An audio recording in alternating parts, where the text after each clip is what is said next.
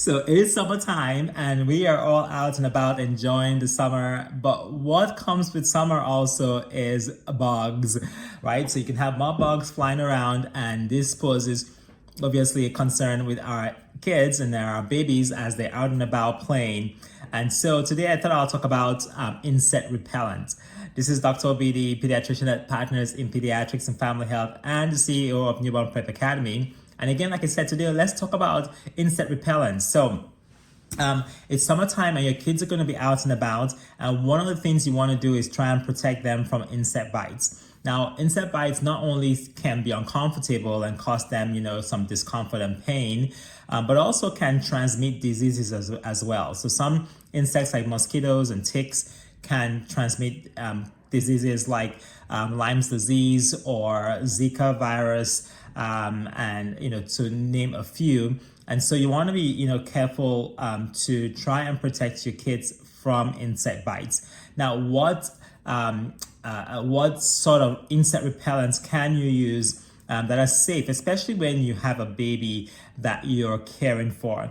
Now, there are a couple of substances that have been approved by the EPA, and they're also approved by the American Academy of Pediatrics and the American Academy of Dermatology. So the first will be DEET, DEET. Now, this is a substance that is an insect repellent. It does come in different concentrations. Of note, the higher the concentration, the longer you're going to have that lasting on your baby's skin or your child's skin. It doesn't necessarily make it more effective. It just affects the length of effectiveness on your baby's skin. So things like a 10% concentration of DEET will last about 2 hours, while a 30% concentration will last about 5 hours. It is recommended not to go any higher than 50%. At what age can you use DEET? It is recommended not to use DEET for babies young, 2 months of age or younger. And so if you have an older baby, you might be able to use DEET. It's recommended to use the lowest concentration so that you're not leaving it on your skin for too long. The other substance you can use is picaridine, which is another substance that repels insects. Now, it is more neurotoxic, so it can cause more issues, but does last longer on your child's skin. So a 5% concentration of picaridine will last as long as 3 to 4 hours, and a 20% will last as long as 8 to 12 hours.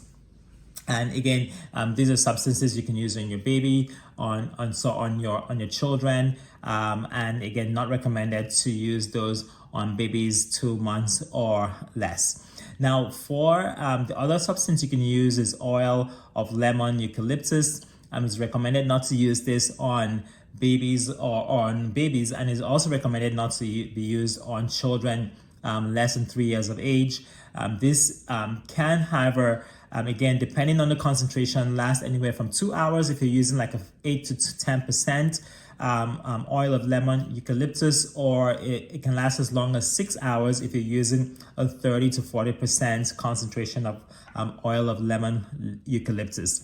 That sometimes can also have a very strong odor, so you do want to again be careful with younger children. There are other essential oils that have been used for insect repellent as an insect repellent. Peppermint is a common one, citronella, clove, but all of these sometimes, again, depending on the concentration, you want to be careful. Again, these aren't also necessarily controlled by the EPA or registered with the EPA as an insect repellent. So you do want to kind of do your research before you use this on your children.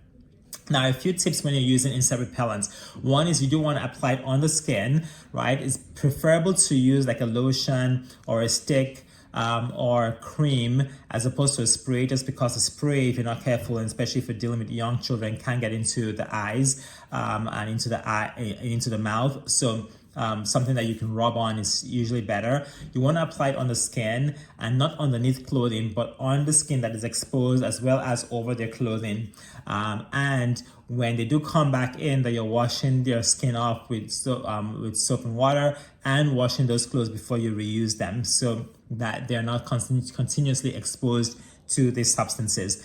The other thing also is that you want to also apply it as necessary, only as necessary. So you want to use the least amount that is necessary for the length of time your child is going to be exposed. And if that length of time has passed for the effectiveness of that or the particular product you're using, then you can reapply that again sparingly as needed.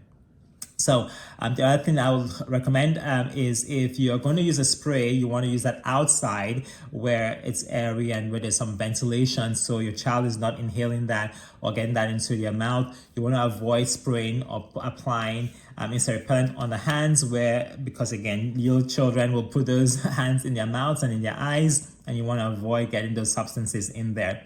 Now, if you are concerned about your child ingesting any of these substances, you do want to be very careful whenever you have, chemicals around, that they're safe from young children being very nosy and getting into them and ingesting them. But if you do have concerns about ingestion with any of these substances, if you're in the United States, it's best to call poison control and also reach out to the nearest emergency room or your pediatrician. The poison control number is 1-800-222-1222. So that's 1-800-222-1222. So again, it's summertime. We want you out and about enjoying the beautiful weather, the beautiful sun. But these are a few tips that you can use to protect your babies and your children from insect bites. So I hope this was useful. Again, this is Dr. Biddy, pediatrician at Partners in Pediatrics and Family Health and CEO of Newborn Prep Academy. Wherever you're watching this, I want you to like this video, share it with a friend, and check around the description for resources that that can be useful and helping you care for your baby and your children more confidently. Again, I'll see you again soon.